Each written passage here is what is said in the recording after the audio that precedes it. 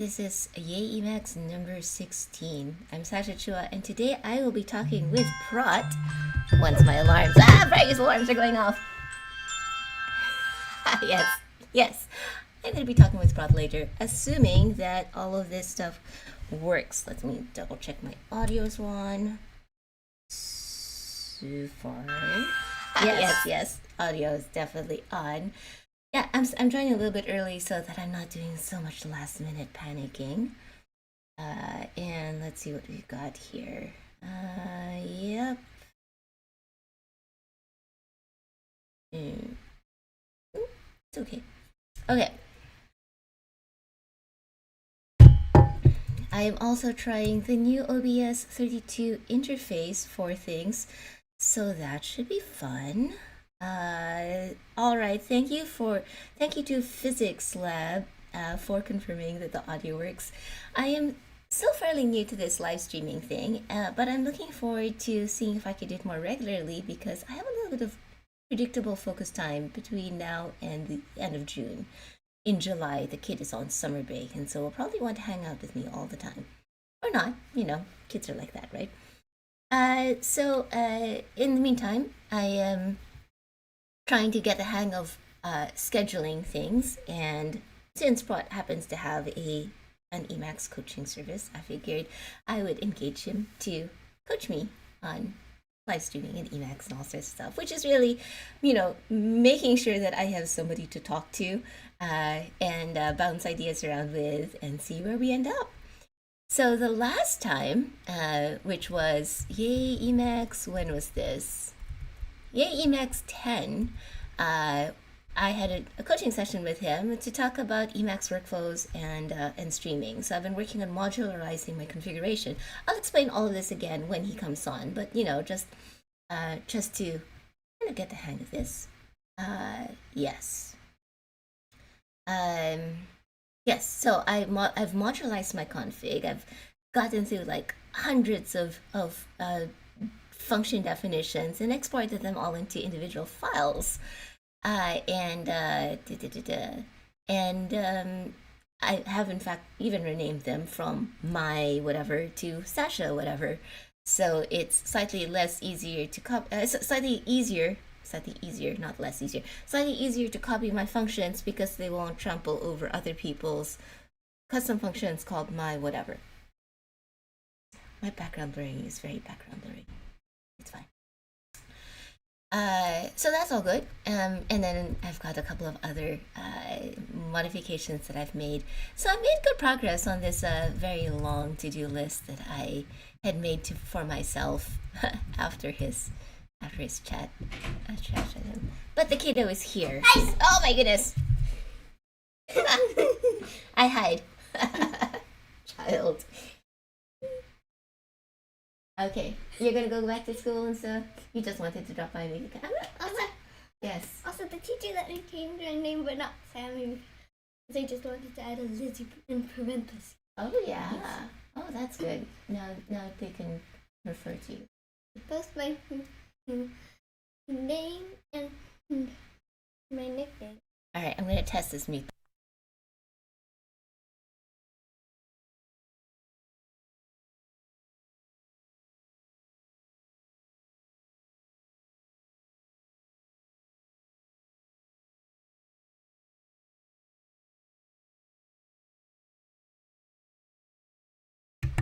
Yes. The teacher who put its extra minutes. Oh, very nice. Interesting conflict here. The kiddo likes making cameos. I am not sure how I feel about the kiddo making cameos. Anyhow, where are we? Okay, the mic is unmuted again. I'm going through my checklist. I have this lovely checklist now. It includes, naturally because it's org mode, it includes Emacs Lisp buttons that I can just click on to get stuff running. In this case, for example, I can use OBS WebSocket EL to start recording and start streaming at the same time. So that's all good. Ooh, and I want to double check that this message thing works. Let's go see if I can send a message to the chat. Send show string. this is a test message that you can ignore. And theoretically, that shows up there. That shows up in the chat with a timestamp. So people using video on demand feature where you can go back and just go play back part of the thing can go see it. It would help, of course, if I had the time. And if I expand this, you have the time in the mode line here. It's currently 10:25. But then my Firefox, oh, maybe I should just tell you what. I will make this above others. There you go. Fancy. Super fancy. Except this is right where the, there, maybe like, yeah!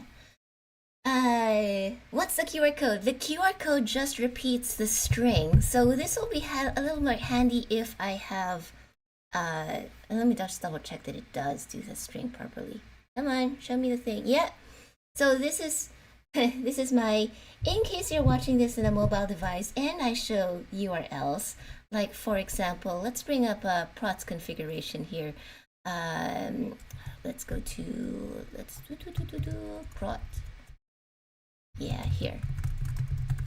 And then if I say show string and I give it the URL, then it gives you the string and the URL should be in the QR code.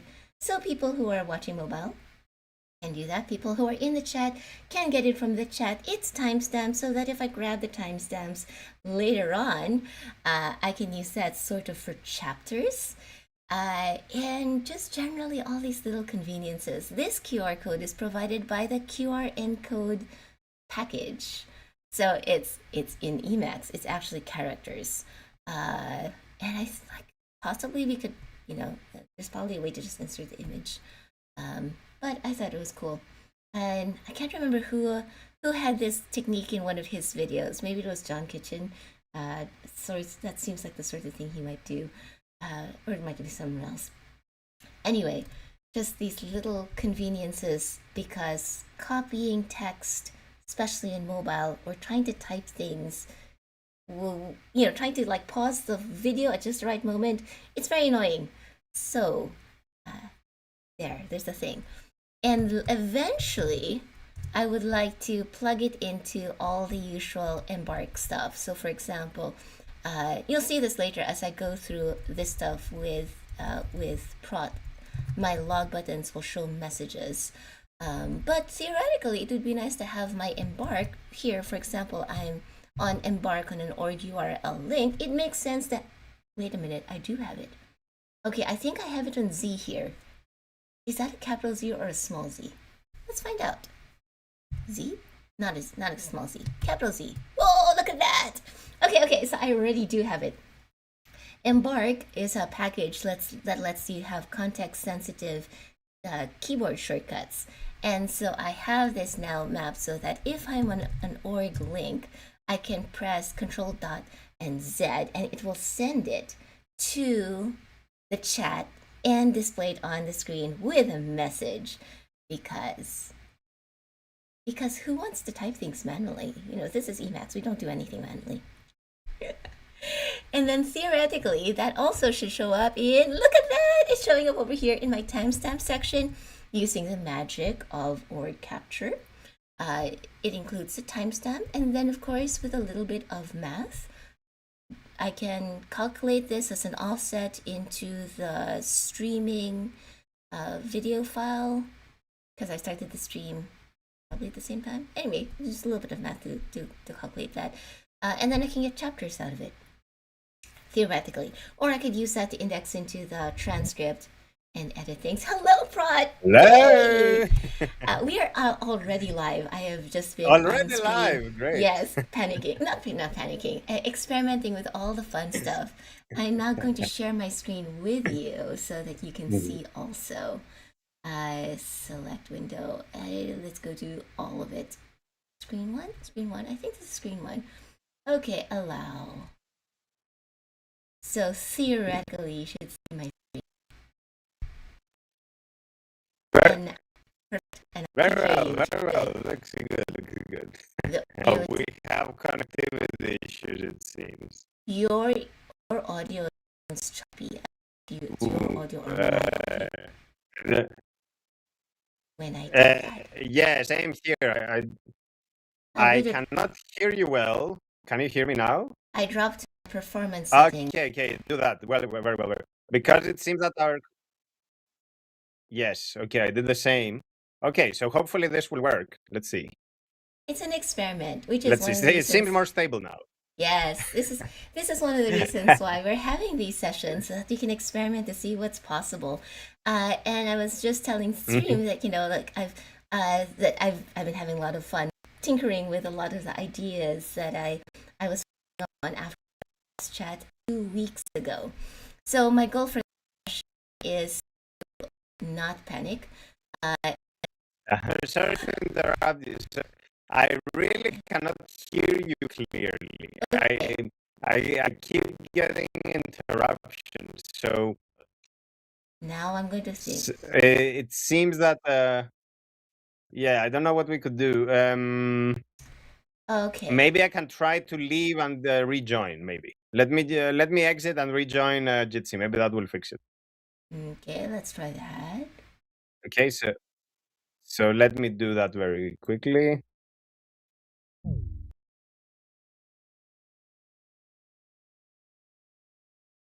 Quite possibly, I am asking my computer to do too many things. So let's see. Computer to do too many things Okay, audio-wise. we will see. We will find out. Let me try changing my virtual. How about this one? It's no, your audio is still kind of choppy. Why is your audio choppy? Let's see. I think. Yeti monitor your audio. Let me check. Not good. It's okay. Live debugging. Here we go. Okay, you are, where are we? You are Firefox. Yes, okay. yes. Okay, I can disconnect the connections. Let me think. Disconnect the ports of combine sync monitor to Firefox input. And while you do that, I will well. Testing. How are we doing? There it is. Is this slightly better? Testing 1, 2, 3. Yeah, let's see. So. Okay, that seems to be good. And now I'm sharing my screen. How is our screen?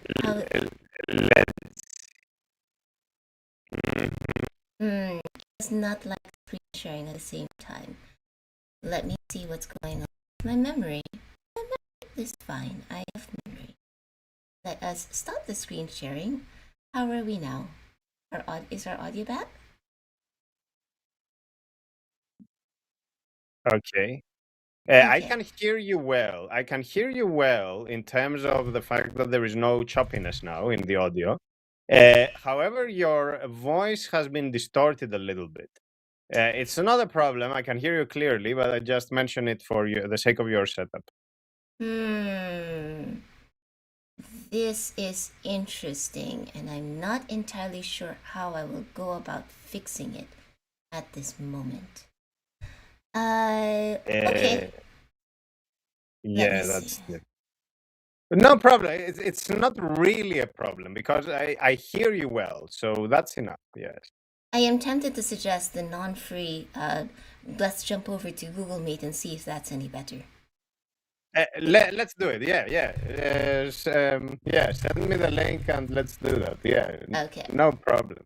We are already on YouTube anyway. Alright, let me try this. I will send it to you in the Jitsi chat, and then things will be crazy. And it's in the Jitsi chat, and we'll see if that works. Does that work? I will also email it to you.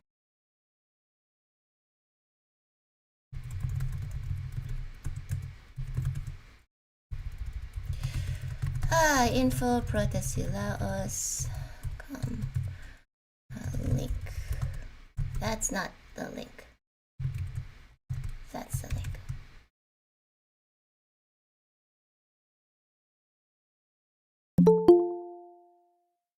Okay. Now I need to see whether this actually works. Oh. Ah!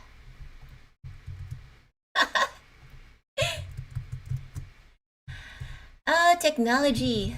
How does it work?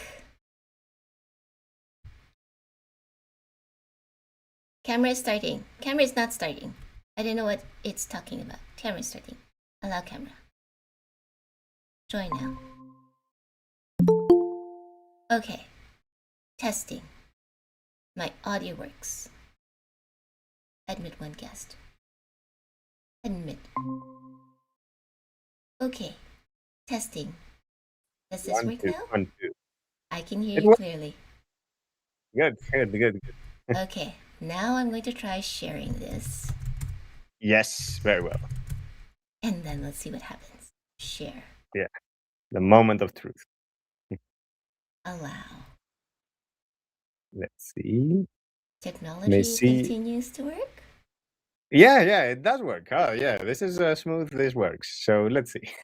Okay, all right. So it probably means that in the future, I might actually need to spin up our big blue button server, because sometimes the free Jitsi, you're just dealing with whatever you get for free, right? Yes, naturally.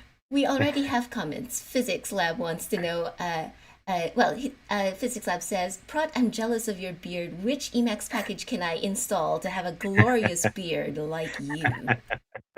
Emacs Genes.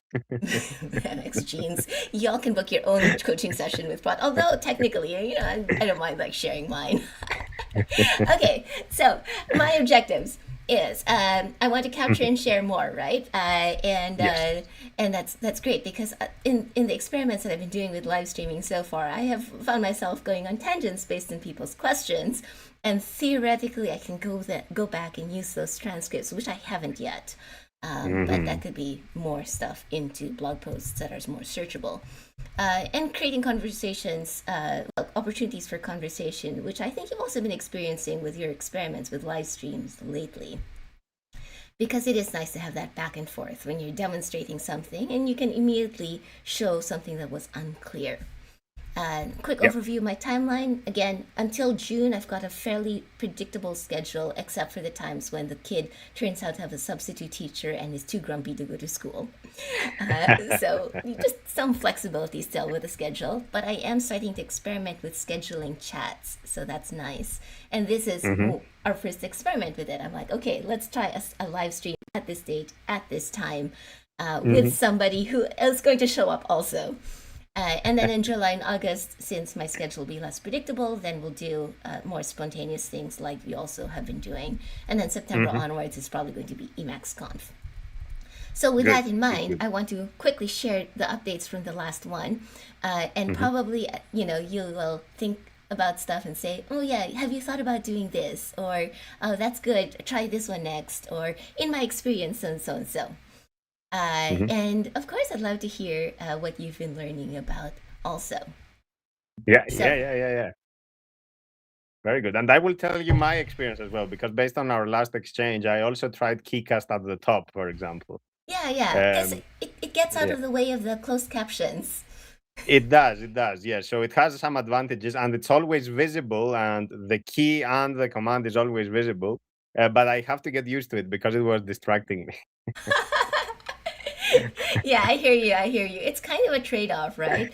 And that actually goes to as one of the points that I wanted to touch on later, where this, getting the hang of live streaming while coding or while working does require a fair bit of trade-offs. On the plus side, I'm going to see if this works. It should insert a chapter marker so that I know, okay, this part to this part is this conversation. So when you're live streaming while you're doing package maintenance or you're working on config or whatever else, it is slightly more distracting because people come up with interesting comments and conversations. But on the plus side, It is also, as I've seen you do, helpful at debugging. You're staring at something, you're like, what's wrong here? And someone is like, oh yeah, you're missing a trailing slash. Yes, yeah. It really helps. Well, I'm not sure if it helps though, because the fact that you are talking to the chat means that you are not paying attention to what is in front of you. So it can cut both ways, right? There are times though where it really helps, yes, where like you are completely lost and then the people in the chat are like, hey, that's how you fix it. All right, so maybe I just have to build up, more of a conversation, so that we can get those benefits, and B, figure out how to run my narration on a separate worker thread in my brain. I don't think it happens. I think I used to be more multi-threaded in the past, but I am slightly less multi-threaded now. However, it turns out that spending all this time with kids means I am getting better at generating verbal responses that I'm not necessarily, like focusing too much on. I'm just saying like stuff to keep them amused and entertained. Oh, that's quite a skill. Yes, that's good. That's good. I don't know. But yeah, so there are trade-offs here. The other thing is now that I am using mode to switch on I am streaming, do the Fontaine preset and all of that stuff. Now there's like less space on my screen for code. So I have to get used to it again. Yes. That's one of the downsides, of course. Yes, like you have to have a larger font so that people can see what you are typing, and then of course that comes out the cost of including fewer things on screen. Though maybe you could have a little bit of a wider frame, like specifically in your case. I don't know. It's already at the 80 characters already. Yeah, it's already. Yeah, I think in my case, my frame fits about 100 characters. Let's. Well, I haven't measured it, but I think it's something in that. Like, about there is my frame. Yes. Yeah, that's about 80 characters. Okay. No, that's 75 characters. 70. Yeah. So in my case, yeah. All right. Yeah. Okay. And then the stream can tell me whether this is still readable, because of course more code on the screen means more code getting written or done stuff. Done stuff too. Yes. And just to say also, more code on the screen means that it can be easier to debug or write the code because you have the context right there. You don't have to go up and down the screen to find it. Especially since I'm used to actually dividing my frame into two windows so I can do left and right. And I'm doing this on a, like a standard aspect mode. You have a wide screen, so you're a little bit spoiled in this regard. I only have like two monitors that I'm doing left and right on, but maybe that is what I'll end up just using separate frames for. Yes, so slightly smaller font size, and Stream can tell me whether this is too small for them. And I know people who are older will develop an appreciation for larger font also. So just take advantage of this ability to work with medium-sized fonts while I can. So font sets, that's definitely a thing. And then just trying to figure out how I can make it more useful both to other people and for myself, and during the live stream as well as after the live stream. Now you've mentioned you don't actually go back into your live streams afterwards. So yes, you just plop the the YouTube video, you update your description so that it's past tense instead of future tense, and you republish your post. I think that's your workflow, right? Even less. So I don't even retro fit the past tense, present tense to past tense. It's like all present tense. It's like I will do a live stream, it will be recorded, you can find it here, kind of thing. Aha. Okay. All right. And so just to say, the reason I do this is because I don't want to go through a 3-hour stream again, because then a 3-hour stream becomes like a 10-hour stream in practice. And this means that it adds friction and it adds to the requirements, which effectively means I will be doing fewer of them. Yeah. That's what I'm thinking. Maybe lightweight sort of chapter markers. Okay, you've mentioned you just remember this sort of stuff, but since I don't actually remember this sort of stuff, having a way for Emacs to send messages to the stream and also show things in the timestamps. I have a timestamp log now. It's nice. It just Yes, good. uses org capture. Mhm. And all of that will then theoretically make it easier for me to say, okay, let's go find the chapter, and then I'll just adjust the timestamps afterwards to say, okay, from this point to this point. If people are interested, they can go in there and they can, look at the transcript for more. I think But you could have I think we discussed this last time as well. Like you could have a function like start stream, and it starts a timer, or yeah, it starts recording the time, and then relative to that yeah, point, any offset, and yeah. that's your timestamp right away. And whenever there is some event happening, you can type a key, and then maybe it gives you a prompt, and you write what is it, like just a string, and then that is the chapter. Yeah, and org timer will do that kind of insert a timestamp for you. But one of the reasons why I liked having my custom show message thing is that it can do the display the text on the screen, display a QR code for the text in case people want to copy, like the function that I'm talking about, send it to the chat. So that people using video on demand can say, oh yeah, at around 10:25 or whatever, I'm currently using wall clock timestamps, which means I need to modify my mode line so that the time starts earlier and people can use that to like jump around to the thing.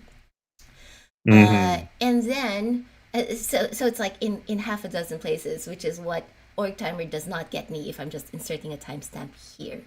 Anyway, minor little workflow improvements, but it's this whole, as you said, I don't want to go back and spend 6 hours processing the 3-hour live stream. I want to say, all right, this video has some potential interesting things here because these people asked these questions. This is roughly the time when I answer those questions. Ideally, this is the text of the question. Someday there might even be screenshots and clips. I am modifying compile media to make it easier for me to do that kind of video editing from within Emacs. Oh, wonderful. Yeah. But it's all still like, okay, progress. First, I got to develop the habit of streaming, and then I have to develop the habit of saying, now we are talking about this topic so that it can all get marked everywhere. And that got me to thinking, well, there are a couple of different types of live streams, and you might have also done something about which ones fit the way that you like to present. One is the I'm going to spend time doing this anyway, which is like your package maintenance, where you will accept a little bit of distractibility for the benefit of having other people around to ask questions and clarify things and stop you when you're getting stuck somewhere, or tell you about interesting things. There's the I have something I specifically want to teach, and you've done this before with walking through a blog post and just demonstrating things interactively, because there's some things that are easier when you're like showing it, right? Correct. Reacting to other things.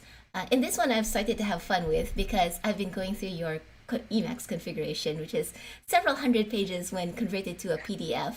And I forget, do you actually do you produce a PDF, like a nicely thingy? I haven't done it, but that's trivial to do actually. Yeah. I could do it.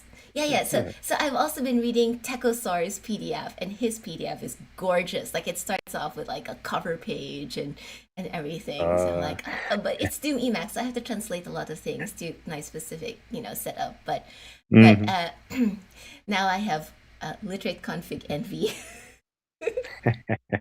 Anyway, that's an entire category of live streams here, which could just be me copying interesting things out of other people's configs. Today we are experimenting with a chatting with a guest variety of live stream, which you also do with your Prot asks. Actually, I forget, are those live streamed? Those I think are they are not live streamed, but the idea is that I do not edit them. However, if somebody really wants, I can edit it. So the idea is let's go with the flow, don't worry about it, and it's casual, all that. But if somebody says something that doesn't sound right, they didn't mean it or whatever, I'm happy to edit it. Yeah. I'm starting to look into how to do that. Like if I'm doing this live, and apparently if I set up a sufficiently long buffer in OBS for streaming, like a delay for like 20 seconds or 15 seconds, then I can stop streaming, and the stuff that happened in the last 10 or 15 seconds doesn't make it out to the public. but Ooh. it's still Ooh, yeah. it's still kind of Living like dangerously. Yeah, yeah, yeah. yeah. Because seeing as I'm still practicing, remembering to flip the webcam down when the kiddo runs in and wants to like be on camera. I'm like, Yeah, yeah, my yeah. reaction time not there yet. And then other people are like they just hang out. They're not Yes. saying I'm going to do something. They're just hanging out, which I'm sort of starting to experiment with when I'm doing Emacs news on Mondays, because I'm like, well, I'm categorizing it anyway, but it doesn't require a lot of brain power because I'm not coding or debugging. I'm just saying, okay, this looks like an org mode link. This looks like a miscellaneous link, and then some people just play games, which is fun too. Yes. Yes, that's good. And they want to have somebody on the side guide them through what they are doing. Yeah, or it blends into a hanging out sort of thing. And Yes, yes. yeah, it's like, what is the kiddo doing now? Yeah, the camera. That's fun. That's fun. Good reaction time. Yeah, yeah. Like,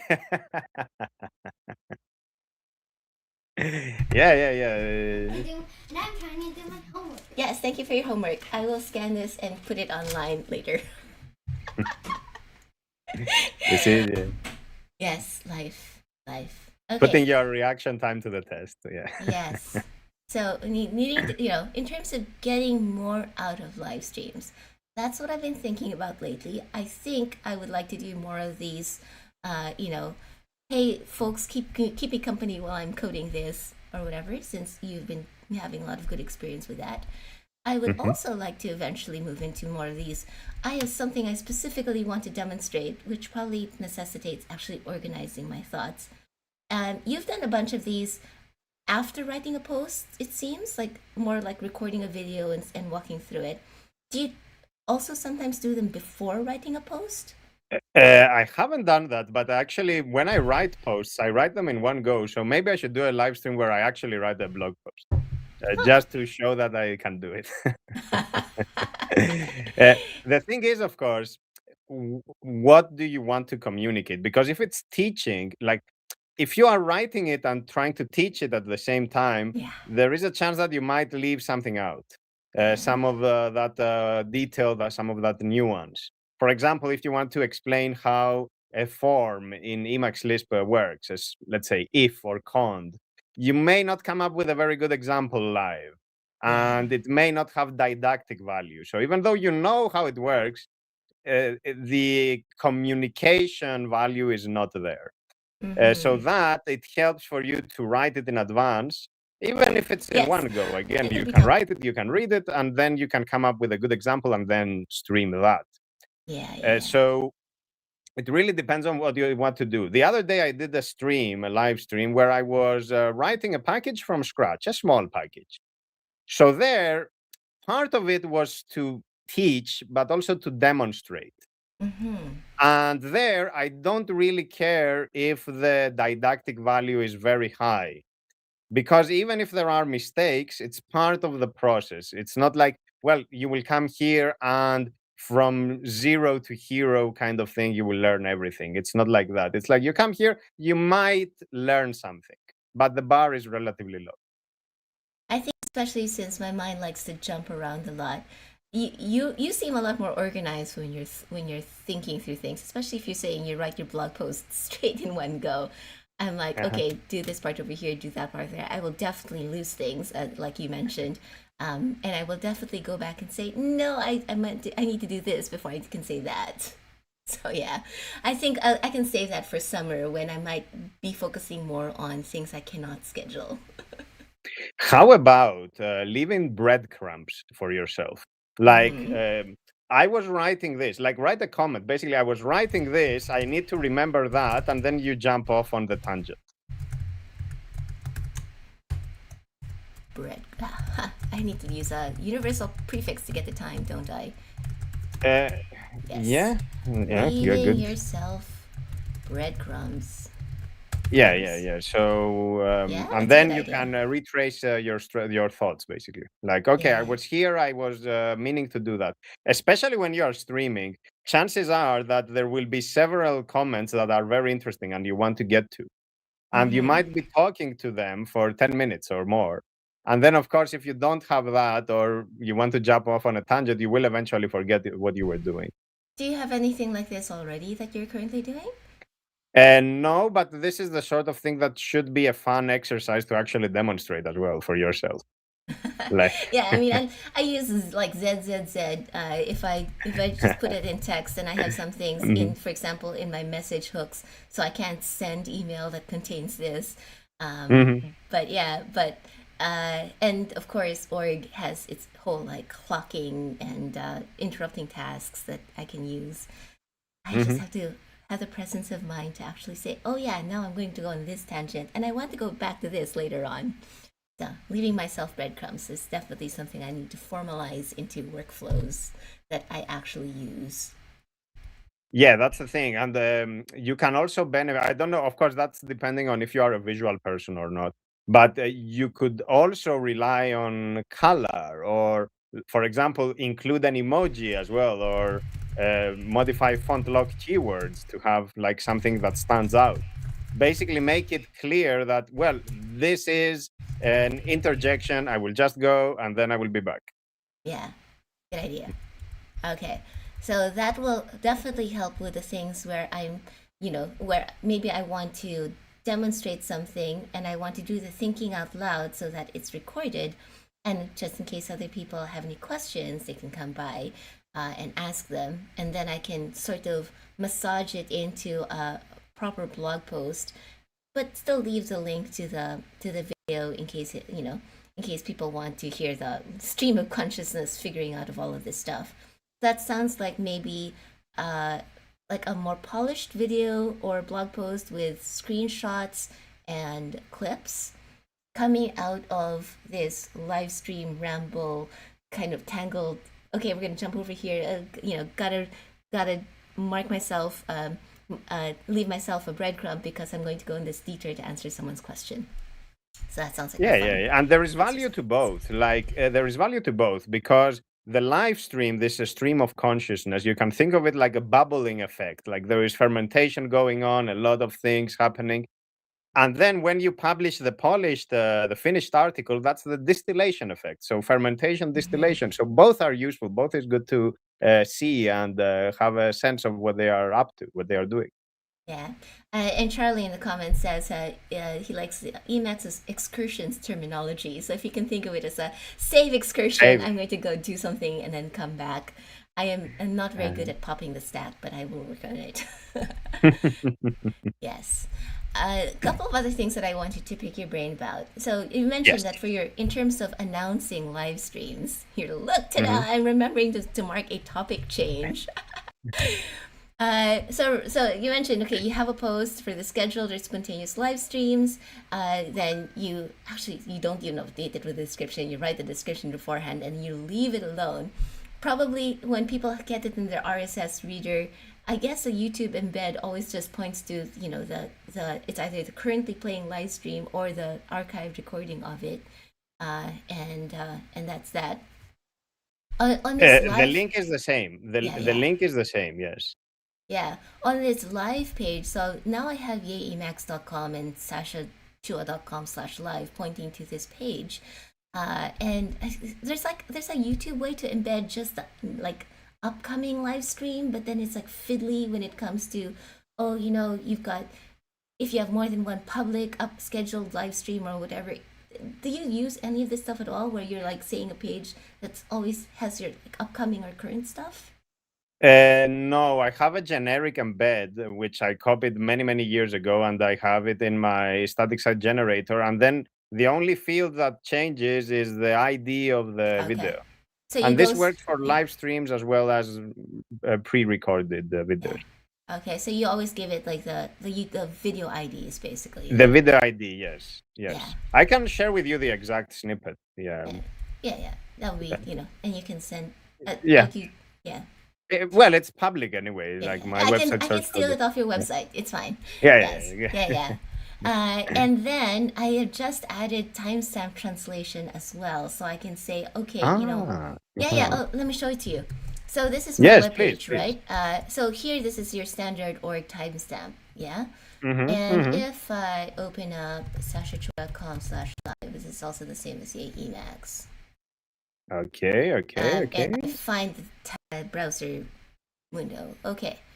Theoretically, if I say, okay, down here, you click on this, it translates it to your local time. Nice. Because YouTube will do that for the upcoming one if people link to it, but it's just people. But this is JavaScript anyhow. And the other thing that I have just added today is I can go onto that in org.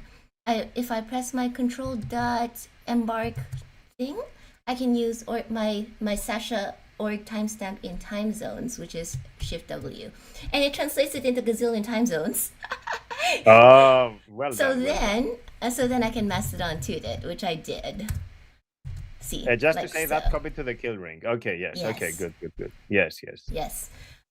Because time zones suck. Yes. I mean, time zones are great, but I cannot do the translation. And so I'm working on announcing those upcoming scheduled streams while doing all the math, so that, having Emacs do all the math so that I don't have to do the math. Yes, that's the spirit. That's good. Yes. Very good. This is very nice. Is this timestamp always meant for Mastodon, or do you have it elsewhere? I think I've seen it in the Emacs news as well. Oh yeah. I'm basically stealing the code. Like I've used it in EmacsConf and for Emacs News, because I used to announce the Emacs News events also. I should get back to doing that. Come to think of it. But definitely in the Emacs News and Emacs calendar, I translate all of the events into multiple time zones for the virtual ones. Line 23 doesn't have a time offset. Wait. Okay. 23.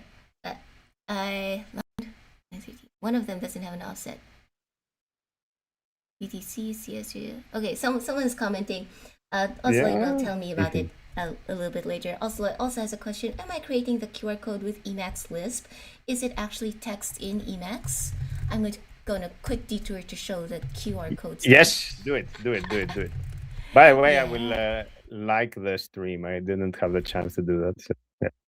qrencode for a show string. Yes. So here, this is my look. I'm using line numbers, but they're really long. Yeah, these are massive. Of course. What can we do? But it's still better. It's still better because I can say, okay, go to 97, right? And you kind of know where I mean.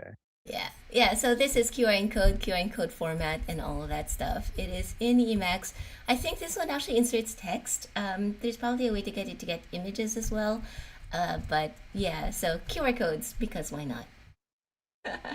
That's very efficient. Yeah, good. Okay. Yes. So these timestamps are basically in my local time, and then I can translate them to other time zones, and then I can start announcing them, which will probably happen more if I can get my go-to-social Mastodon thing to be more reliable. But also following your example, I should try putting it in my blog. I just feel like a little weird suddenly going from posting on my blog like once or twice, 2 or 3 times a week, to, hey, okay, every day, all right, in 10 minutes, you're going to have a live stream of me talking about random stuff. We'll see. Well, it in a sense, it is weird because it's not something you would normally do on a blog, right? Like you have been blogging for a long time and you know how blogging is, right? You just do it on your own. But this streaming culture is a different experience. I think, however, it shares a lot with the blogging way of doing things, which is like, well, this is what I have to say, this is what I think, and I just do it in a slightly different format.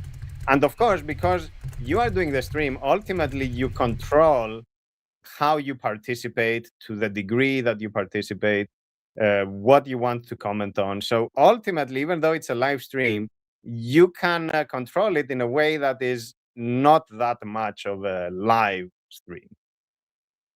In the sense that you can be very specific, very structured, and be like, you know what, this is my structure, this is what I will do, and I will not run off on a tangent, for example. I don't know if it is possible for me to not run off on a tangent. I appreciate people who can be very focused. It's okay. I think my job, I think my goal is more of how do I at least describe the tangents in text form so that I can find them again, and so that other people can decide whether this is worth 2 hours of their time or whether they can just skip to the 5 minutes that concerns the thing that they like. Yes, yeah. In that case, the time stamping would be the way to go. Timestamp plus a brief description. Yes, yes, and that actually gets me to ta-da! Topic: processing the recordings. So yes, so as I mentioned, I've been enjoying going back and editing the transcripts because it becomes an excuse to tinker with Emacs and sub-ed mode, and then.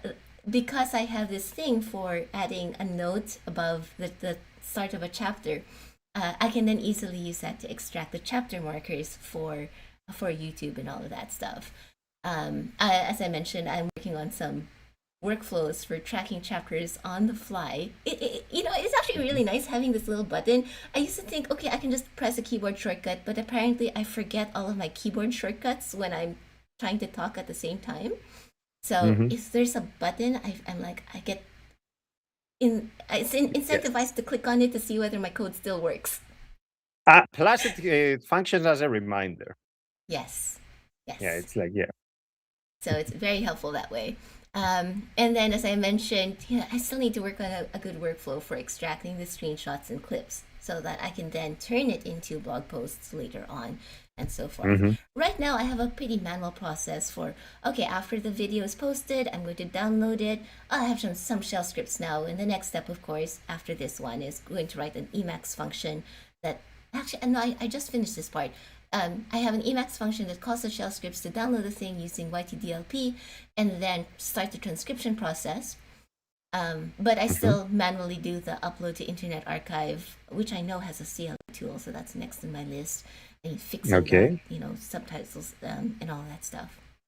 So that's kind of, if I want to get more out of the recordings, that's a general direction I'm going. This is not something that you're currently fiddling with, because you like to just throw it over the wall. I'm the wrong person for this. Yeah, it's okay. And part of these conversations is not so much that I'm looking to you for specific advice on things that you explicitly don't do, because it would be against the alla prima sort of like just get it done and lower the barrier going in. But like but it's also useful as a commitment device for me to say, all right, I would like to get better at this. I am telling Prot in order to be able to demonstrate the stuff and make myself say, okay, if I'm going to see him in another 2 weeks, am I going to see you in another 2 weeks?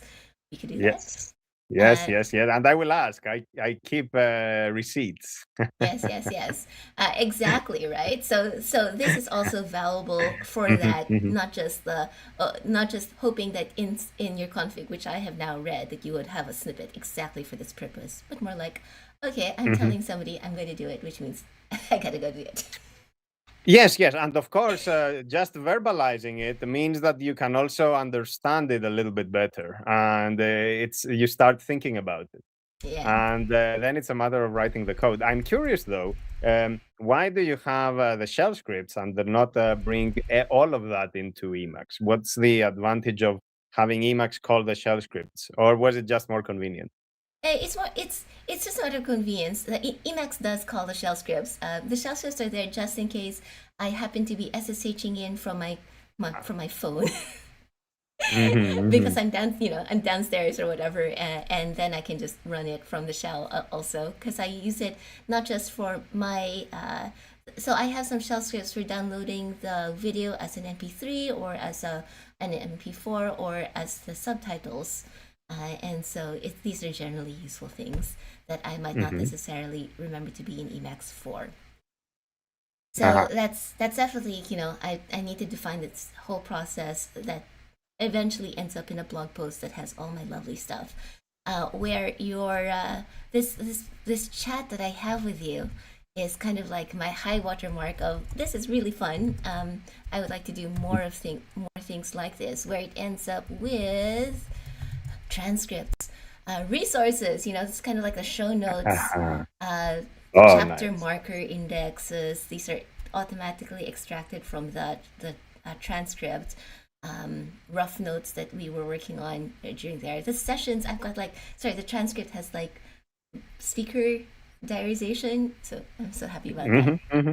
And then in the No, this video, is high quality, yes. yeah, in the video, I got your subtitles to show up in italics and my subtitles to show up in plain text. Very cool. Yes. Oh, no, that's really cool. Yeah, that's high quality. Yeah. Yeah. So now that I have this infrastructure, I feel compelled to make sure I schedule conversations with people so that I use it. Yes, of course. And oh my goodness. that's actually a good reason generally for writing code ultimately, because it's the vehicle for doing what the code is supposed to facilitate. So the code is just a pretext for actually doing the thing. Or the other way around. Yeah. Or it can be the other way around. So the code is the goal, yeah. Yeah. I know Emacsconf is the thing that is basically the way that I test emacsconf.el.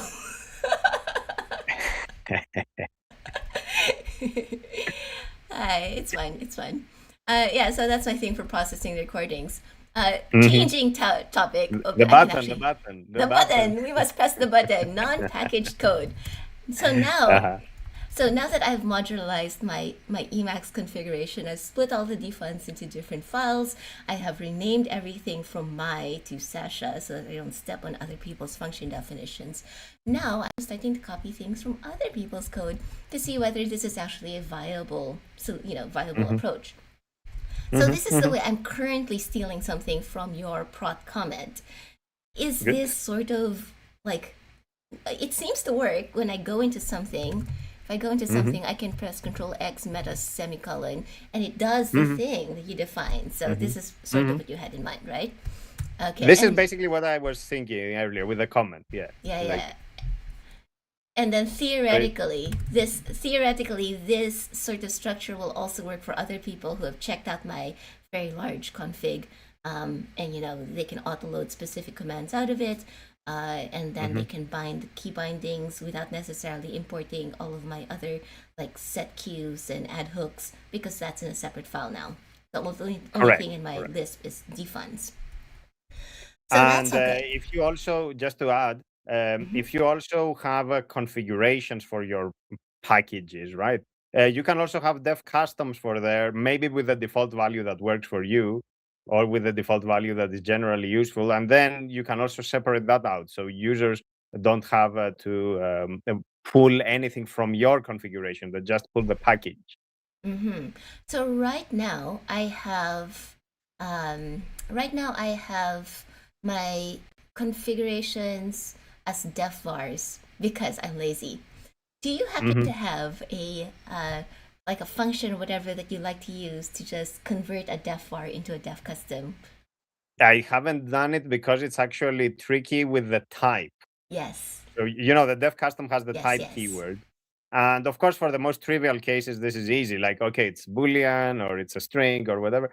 But usually it's not that simple. Like if you have an A list, you have to describe what are the key and value pairs or whatever, and the elements of the A list. So I haven't done that because it's always on a case-by-case basis. And many of the def custom I have will have like a bespoke type, because the data structure is really specific, the value they expect. For example, if you are doing something with the action A lists of display buffer, like they have a really specific type how you write it. Yeah, I hear you. So I think because I have a lot of strings, I probably can get away with something that just reads the form, smooshes it into a string, adds a string, or possibly what this end up looking like is maybe a completing read on the type of the function, and the type of the thing, and then I can just select from several types. Well, of course, you can make it can make it a guess. Like, of course, if this thing is quoted and it's a symbol, it's not a list. Maybe I can have like a choice or a repeat symbol or something. Like you can, but it won't be accurate. Like that will be like for you to fill it in later. Yeah. No, I was thinking just more along the lines of like a completion, so that you can select from maybe some of your common types. The actual guessing of what type it is would be an exercise left for future me. But even just not having to remember like exactly what the syntax is for repeat would be nice. Actually, that's good. That's good. Yes. I mean, one of the things that I always find helpful is like I think I've got some examples now. I'm using helpful, right? And I'm also using this elisp-demos. So it just tells me like I can add more notes here, and I can say, okay, this is what a defcustom that's a repeat of a string or a const looks like, so that because the manual doesn't have a lot of examples sometimes, so it's sometimes annoying to dig through it looking for examples. Usually it has no examples. I think that's if it was one area of improvement, it's that. Like keep it as is because it's high quality, but complement it with examples. I mean, technically, all of Emacs is an example, and you can just find something, but that's why you have the manual, because if I have to dig through thousands of lines of Emacs Lisp, that will take a toll on my patience. Yeah. So for anyone who's watching, helpful and elisp-demos is how to add these helpful little notes to your describe function, because who remembers these things? Yeah. That's very good. That's very good. Yes. The other question, just to say on the point, if you have packages, this is something I actually do. I just go and reference one of my packages, which I know I have done the research for. So I'm like, okay, how do you do the display buffer action A list type? I will just go to, for example, denote and copy it. Yes. I will eventually build up an example, a list of examples that I can refer to. The other question I had though was, do you ever find yourself copying code from people who do not have their functions in nice little things that you can just import and auto load? And what do you do about it? Like if they're that, let's say they named it, then maybe they named it without a prefix, so it might be possible to confuse it with the standard stuff, or they it's mixed in with the rest of their config, so you can just load the file. What do you like doing when you are copying that kind of code? I will basically check if I can make edits to it. The first thing I would make is probably change the style to be like my style. So I would anyway change it, so there is no scenario where I would just copy it verbatim and paste it. Okay, so you like to rewrite things and then you fit it into your naming convention because it is now yours.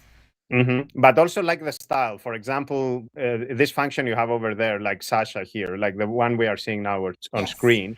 Yes. For example, I would change the name of prg. Not because it's wrong, but because stylistically it's not what I would write. Then I would change the indentation. Or capture string, I would put the concat, the line below. Like I would basically do small tweaks, not because it's wrong what you have, but because stylistically I have a different way of expressing it. Yeah, absolutely. I've started to add the like where I got it from in the doc string instead of, I used to put it in the comment, but as you mentioned, the doc strings are a little bit more visible, so then I usually don't end up looking for updates, but at least theoretically, if I do want to, I could find out who was, or if I want to credit somebody or see what else they've come up with lately, then at least it's there. Yes, it's good enough. Plus, when we are talking about these smaller functions, having the link there, I think, is enough. Like, you wouldn't need to go search for updates or whatever. Like, if they have made some change, chances are it's there. Yeah. Okay, so rewrite things, make it fit your style, and add stuff to the doc string because you like to have thorough doc strings. Yeah. There are many functions I have where the doc string is longer than the code. I would say, many of them are like that.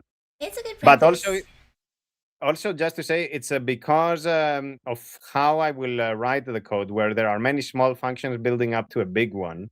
And so then the doc string explains basically what all these small functions contribute to. I like small functions too because I got used to coding on even smaller screens, right? And so anything that could just actually fit in the screen was much better than things that I had to page through. And it gives you many more avenues to modify the behavior because you have more places that you could advice add around or whatever. Actually, this is why I started doing it as well, because it's easier.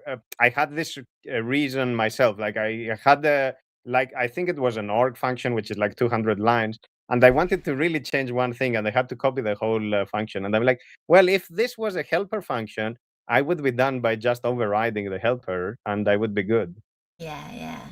I am slowly getting the hang of using avy-goto-char-timer so that I can copy the symbols from elsewhere, and because even if I'm using nameless to insert the prefixes, and then I'm using dev expand or hippie expand, for which the config I still need to like fiddle with to make it absolutely perfect.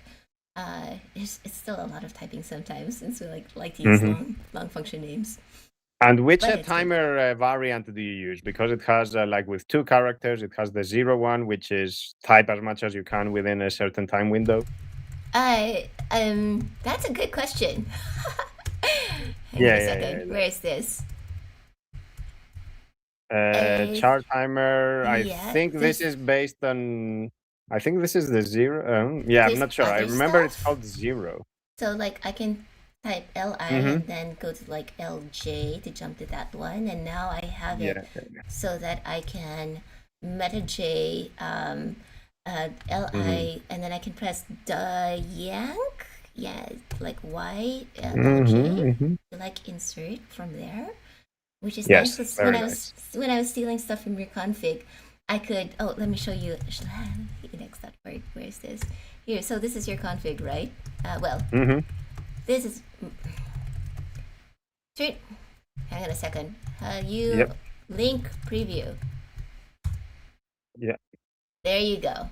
So now the highlights from your config, I can steal stuff from your config and say, okay, meta J, open parenthesis, meta J, open parenthesis, I can copy the entire line of LK from AV, which is very nice. Very nice. Yes. So pretty fast side there into AV. I have to slow down and actually focus on doing doing the keyboard shortcuts, because it's a new habit that I want to build, especially since, also related to one of your recent videos, I'm experimenting with one-shot keyboard modifiers. Oh, well done. Yes. It's a little tricky. I have to get my brain to get used to it. I'm using KEYD KEYD to do this on Linux, and it's just getting the hang of pressing Control and then moving to the thing. It's messing with my brain a little. But consider that it's a good opportunity to also use two-handed mode, basically. So for example, Control X, right? Not like Control X. You see what I'm saying? So basically, so one hand for the mod. Right. Yeah, exactly. Yeah. Because that's a good practice in general, even if you use the standard modifiers. Yeah. And one of the other things that I started doing after our previous conversation, and having looked at some of your toggling sort of things in your config, was this idea of using the Control-Z and Control-Shift-Z shortcuts, since who likes to suspend Emacs anyway, right? So now my Control-Shift-Z toggles my now.org, which is the stuff that I'm currently working on, including the stuff that I want to get the hang of using. So this is my, all right, I need to scope it down so that I don't get overwhelmed. These are the things that will, these are the things that I'm trying to get the hang of using. So this is Control-Z. Yes, this is now Control-Shift-Z is what? Sorry, this is my Control-Z. Control-Z gets me to my stream notes, because then I can add things while I'm live. And then Control-Shift-Z is what I have as my now, which also gets posted to my webpage, sort of like what I'm focusing on. which actually I can reorganize anyway.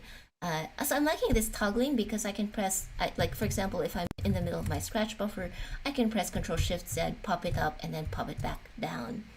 And Yes. I was watching Josh Roblace's video about he gets to do this sort of like toggling things in and out from anywhere in his system. So now I'm jealous and I need to figure out how to get that working too. Yeah. That's the kind of thing that is really helpful. Like pop it out, and then when you don't need it, it disappears. Do you have any of that kind of system level toggling, even when you don't have Emacs as your main application sort of thing? Via emacsclient. So you can have a key binding to emacsclient, an emacsclient call, and it will bring up an Emacs window from anywhere. I have true. that, yes. Okay. I have it for a few things, TMR mostly, the timer package. All right. So if I am, for example, here, I can bring it up and start the timer without actually switching to Emacs. Okay, so that sounds like something I need to look into. Is that Emacs config or it's elsewhere? It's in the prot window file, protwindow.el.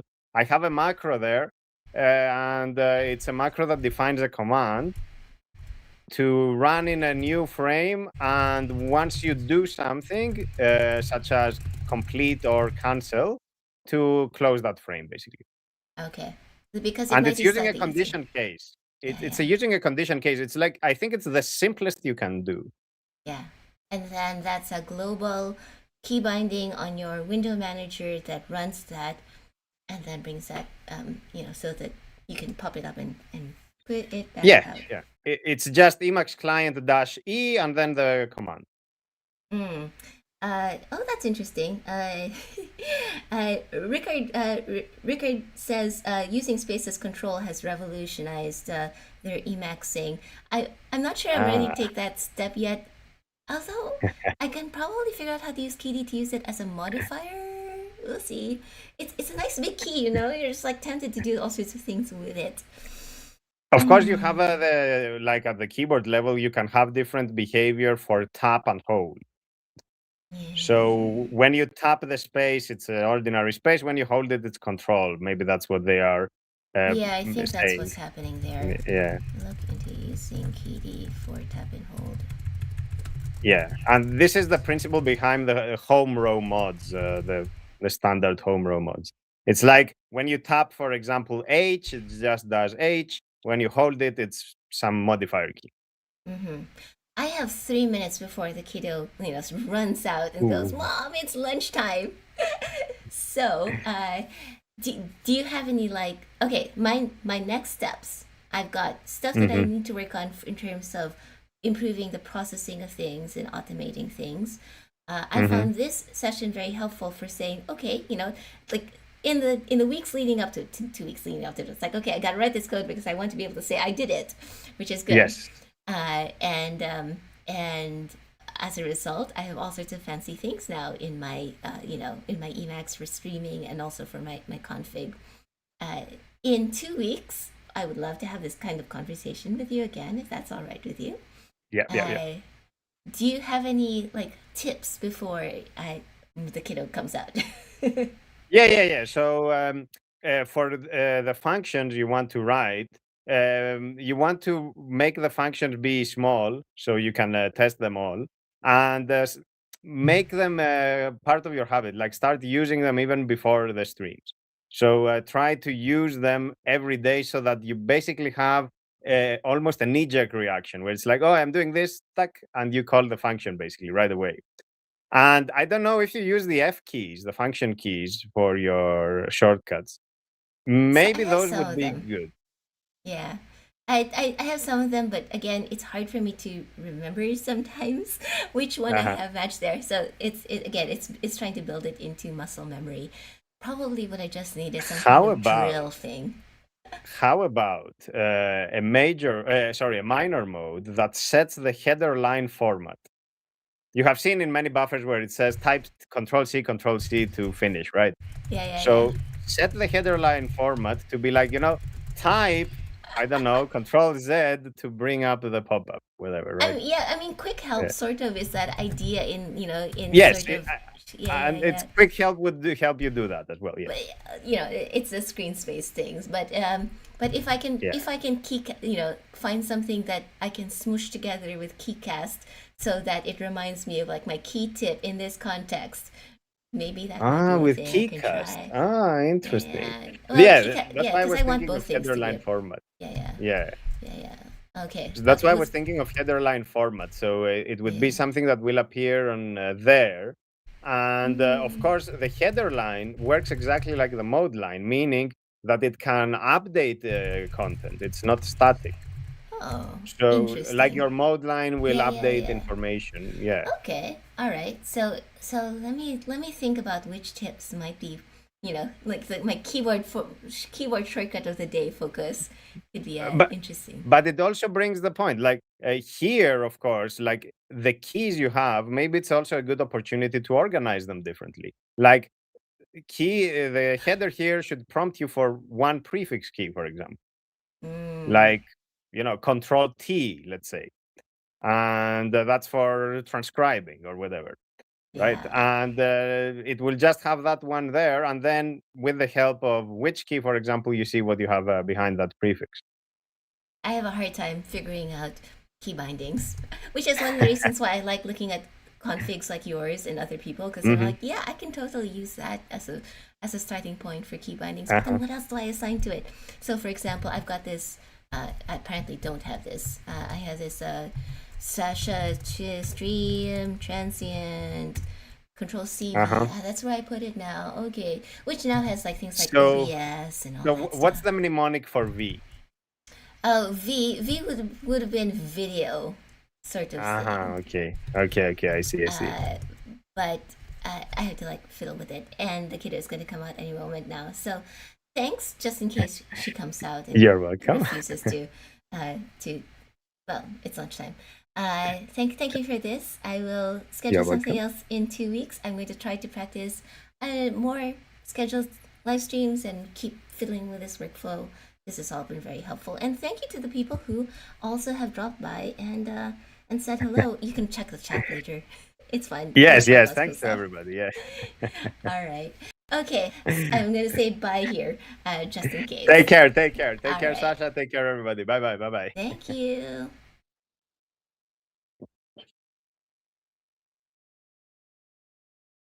Just leave the call. Thank you, everyone, for hanging out. That was my chat with Prot, and I will see y'all again maybe Thursday. Well, probably before then, but I will try to schedule something on Thursday for around that time. Who knows what it's going to be about? But yeah, thank you for coming and experimenting with me. Let us end the stream there, because it's lunchtime.